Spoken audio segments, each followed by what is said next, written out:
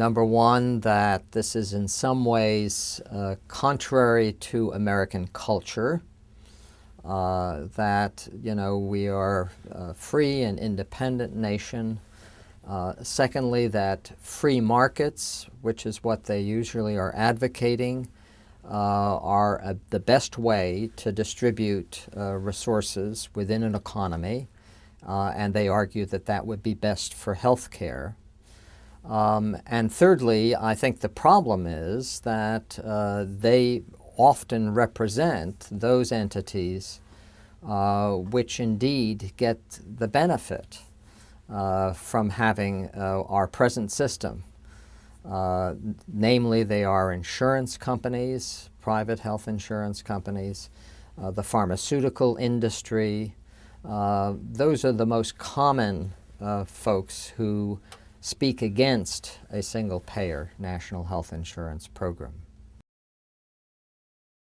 Well, let's start with, what is what we're calling a single-payer national health insurance program. And let me be very clear that that's confusing to people.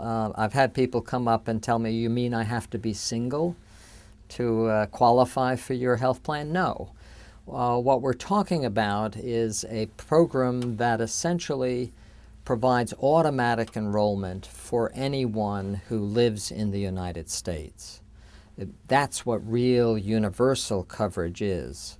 Somebody presents to an emergency room, they don't have health insurance. Well, let's take the opportunity and sign you up right there because you should be automatically enrolled. There's no private health insurance company in the United States that would enroll you when you came to the emergency room. The second principle is that the coverage should be really comprehensive. Everything from preventive care, through doctor, hospital, mental health, dental, to nursing home care, all medically necessary services. The third principle is that that should be financed by a public system, in essence.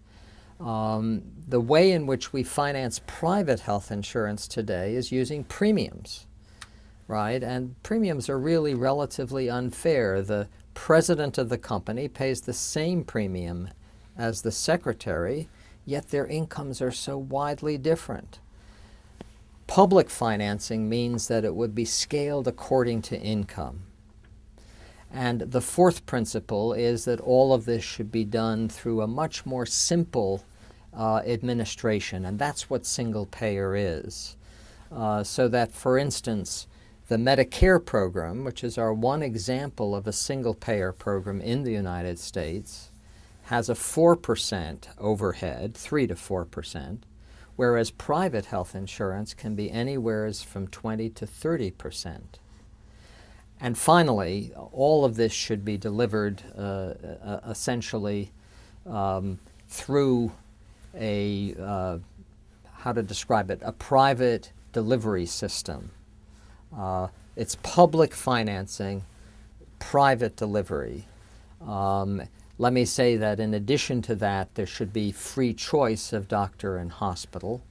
And really that's what a single-payer program would offer.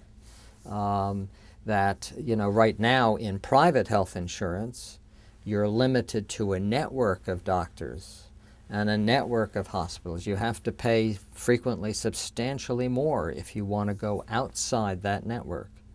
Whereas in single payer, you can go to any doctor and hospital. So you might ask the question, is there any health insurance program in the United States that resembles what we're talking about? And I would like to say yes, it's the traditional Medicare program. It's essentially a program that is publicly financed, but privately delivered. And that's what we're talking about. Well, let me start with the White House conference. We were invited largely because initially someone representing the single-payer position had not been invited, including Representative Conyers, who was the major sponsor of H.R. 676, the bill that in the last Congress had 93 co-sponsors in the House. It had the most co-sponsors of any health care bill, but he wasn't invited. And then no one was invited from our organization, Physicians for a National Health Program. So we, called the White House. We had people from around the country get involved. We actually even threatened to do a white coat demonstration outside the White House. And we were finally invited, literally myself the day before the conference itself. So that was how we got there. When we were there, we were able to be full participants, and the essential agenda of the White House Summit on Healthcare, I think, was three things. One was it was all broadcast on C-SPAN. So the president was saying, I'm being transparent. I want you to see what's happening in healthcare reform. Secondly, he invited quite a few Congress people, probably 52 if I count correctly, senators and representatives from the House, but from both parties. So the second message was, I'm going to try to be bipartisan from the beginning. And then the third message of the summit was, I am not going to dictate to Congress what they come out with. I'm handing all the significant issues over to Congress. So the overall message, I think, was, I'm doing this different from Hillary Clinton and the Clintons in general. I'm trying to approach this with transparency, bipartisanship, and letting Congress take the initiative. Now, the problem with that is that I think the president's going to have to take leadership here, particularly if we're going to get a significant reform.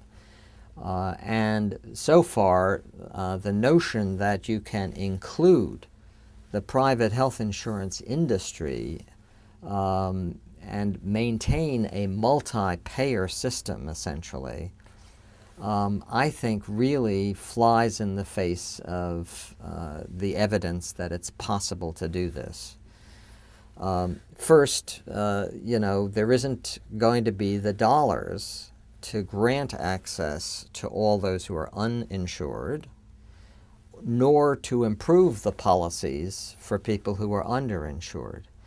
The way single payer does that is that it removes a lot of the administrative costs of private health insurance, but even more importantly, the administrative costs in my office of having to have an extra person to deal with all the multiple, insurance companies, each of whom have their own rules. In fact, hospitals will have smaller administrative costs. We compared Toronto General with a similarly sized hospital in the United States. Toronto General has 3 billers. It is in a single-payer system in Canada. We had over 300 billers in the comparable sized, U.S. hospital.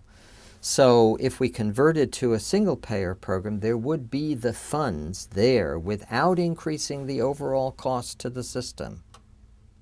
There would be the funds there to grant, universal coverage, automatic enrollment, and to improve the kinds of policies that people have that they're now getting from private health insurance companies.